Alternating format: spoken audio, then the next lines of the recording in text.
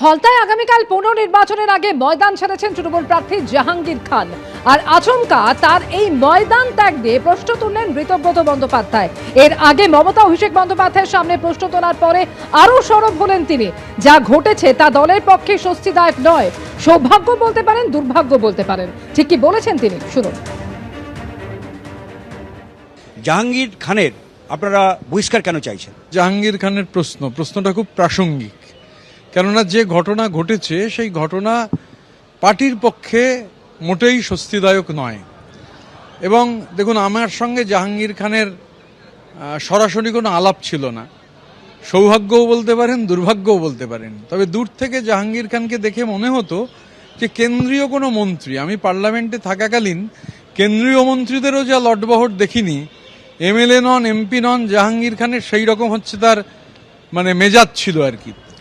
দক্ষিণ 24 পরগনায় বহু ক্ষেত্রেই এরকম অনেকেই, আমার সিনিয়র নেতৃত্ব, কোনো একটা কাজ ওই চত্বরে যে কেন একটা কাজ হচ্ছে না বা কারুর কাজ আটকে গেছে, তারা বললেই বলতেন, ও বাবা, ওটা জাহাঙ্গীর না বললে হবে না, কেন্দ্রশাসিত অঞ্চল, জাহাঙ্গীরই শেষ কথা। তো সুতরাং জাহাঙ্গীরের সাথে আলাপ না থাকলেও তার হাবে ভাবে ধারে, তার ওই যে বললাম যে কেন্দ্রীয় মন্ত্রীদেরও ছাপিয়ে যাওয়ার মতো তার হাবভাব, সেই মিলিয়ে মনে হতো সত্যি জাহাঙ্গীর খান বিরাট একটা ব্যাপার। উনি এমপিও ছিলেন না, এমএলএও ছিলেন না। এবার কেন্দ্রে আপনাদের সাংসদ অভিষেক বন্দ্যোপাধ্যায়, তার অন্যতম সহকারী, গুরুত্বপূর্ণ, অনেকে ডানাত বলেন। তাহলে কি কোনো রকম অভিষেক বন্দ্যোপাধ্যায়ের প্রশ্রয় কি তার এত বাড়বাড়ন্ত হয়েছিল? দেখুন, কার প্রশ্রয় ছিল কার প্রশ্রয় ছিল না জানি না, কিন্তু এটা বলতে পারি যে জাহাঙ্গীর খান আমাদের মতো লাস্ট বেঞ্চার নন।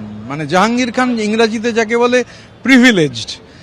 জাহাঙ্গীর খান প্রিভিলেজ, তার প্রমাণ হচ্ছে নির্বাচনের সময়, যখন নির্বাচন ফলতার নির্বাচন যখন ক্যান্সেল হয়নি, তখন আমরা শুনেছি যে জাহাঙ্গীর, খুব সস্নেহে বলা হয়েছে যে জাহাঙ্গীর অনুরোধ করছে একটা ইলেকট্রিক চুল্লি করে দিতে হবে ভোটের পর।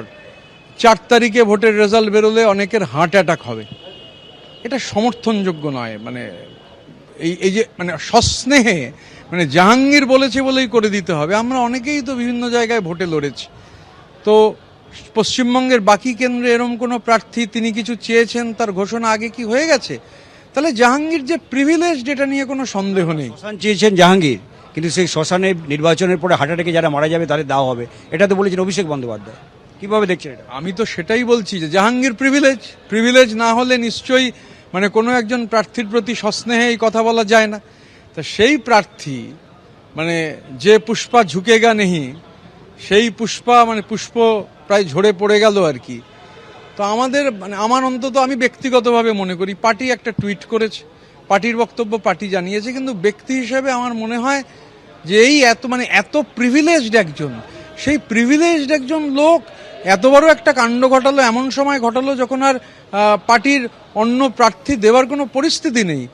বহিষ্কার করা প্রয়োজন ছিল। এখন প্রশ্ন হচ্ছে, এক্ষেত্রেও কি জাহাঙ্গীর প্রিভিলেজড? এই ক্ষেত্রেও কি জাহাঙ্গীরের প্রতি দুর্বলতা আড়াল করা যাচ্ছে না? 1,68,000 ভোটে গত লোকসভা নির্বাচনে একটা কেন্দ্রে তিনি লিড দিয়েছিলেন তৃণমূলকে। 15,000 ভোট পেয়েছিল দ্বিতীয় বিরোধী দল, তৃতীয় বিরোধী দল বোধহয় 1,200। এগুলো গণতন্ত্রের পক্ষে স্বাস্থ্যকর লক্ষণ নয়। এবং আমি এটা বলতে পারি, সাধারণ মানুষ তৃণমূল কংগ্রেস করেন, আমার কাছে মেসেজ আছে, তৃণমূল কংগ্রেস করেন এরম মানুষও জাহাঙ্গীরের এই যে পুষ্পা শুকিয়ে পুষ্প ঝরে পড়াতে অনেকে খুশি চাপতে পারেননি। আমার কাছে সেই মেসেজ আছে, আমি চাইলে আপনাকে দেখাতে পারি। অন্য কোনো রাজনৈতিক দল নয়, তৃণমূল করেন। আমার তো মনে হয়েছে পার্টির নেতৃত্ব এর আগে তো প্রচারে গেছেন, যেখানে গিয়ে শ্মশান হবে সেই কথা বলা হয়েছে। পার্টি নেতৃত্বেরও প্রচারে যাওয়া প্রয়োজন ছিল, পার্টি নেতৃত্বও কেন প্রচারে গেলেন না, এই প্রশ্ন কিন্তু উঠবে। প্রশ্ন জোর করে কিন্তু সাপ্রেস করা যায় না। এবিপি আনন্দ, এগিয়ে থাকে, এগিয়ে রাখে।